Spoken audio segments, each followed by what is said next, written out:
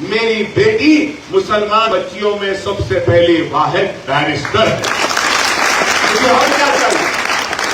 میں نے تو جو تعلیم دینی تھی اپنی اولاد کو دے دی، قابل بنانا تھا بنا دیا، علم کی دولت دینا تھا دے دیا. یہ ایک بیٹا اور ایک بیٹی ہے. میری بیٹی LLB کر چکی ہے، LLM کر چکی ہے، اور الحمدللہ میری بیٹی مسلمان بچیوں میں سب سے پہلی واحد بیرسٹر ہے. مجھے اور کیا چاہیے؟ اور کیا چاہیے بتاؤ؟ میرا تو کچھ نہیں ہے، کتنے دن جیوں گا اور شاید اور 10 برس، اس سے بڑھ کے تو نہیں.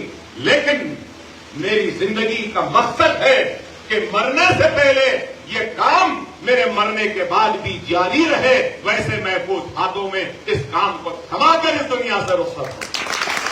میرا ذمہ داری ہے کہ مرنے سے پہلے میں ایسا انتظام کروں کہ میرے اسکول، میرے بچے اور یہ بچیاں بیٹھی ہیں میری اولاد کے مدد کی طلبگار یا محتاج بھی نہ رہے، خود بخود چلتے رہے. ایسا انتظام کریں.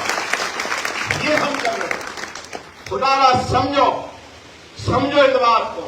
لوگ آتے ہیں ہتھیلی میں جنت دکھا کے چلے جاتے ہیں، لیکن ہم ہتھیلی میں جنت دکھا کر گمراہ کرنے والوں میں سے نہیں، حق بیان کرتے کام کرتے ہیں. آپ بھی ان چیزوں کو سمجھیے. تو یہ بتانا چاہتا ہوں کہ سالانہ پرانے شہر کے 12,000 بچیوں کو ووکیشنل ٹریننگ کے ذریعے ہم ہنر دیں گے جو اپنے پیروں پہ کھڑے ہو کر اپنی روزی روٹی کا انتظام کر سکتے ہیں.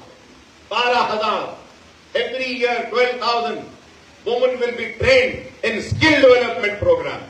تو آپ بتائیے کہ شہر حیدرآباد ہی نہیں بلکہ ہندوستان میں کوئی ایسی تنظیم نہیں ہوگی، کوئی ایسا ایجوکیشن ٹرسٹ نہیں ہوگا، چیریٹیبل ہو یا پھر پیسے لے کے بھی کرتا ہو، جو اتنا خیر کا کام کر رہا ہے. 20,000 بچوں کے تعلیم کا انتظام تو 12,000 خواتین کو ہنر کی تربیت دے رہا ہے. وہ کام اللہ سبحانہ وتعالی مجلس اتحاد المسلمین کے اس رکن اسمبلی سے لے رہا ہے.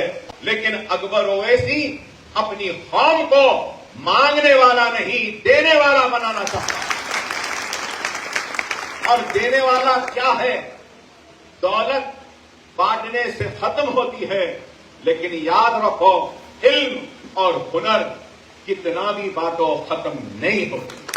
ہم وہ دولت آپ کو دے رہے ہیں، کل کو آپ اس دولت کو بانٹیں گے بھی تو وہ دولت ختم نہیں ہوگی، اس دولت میں اور اضافہ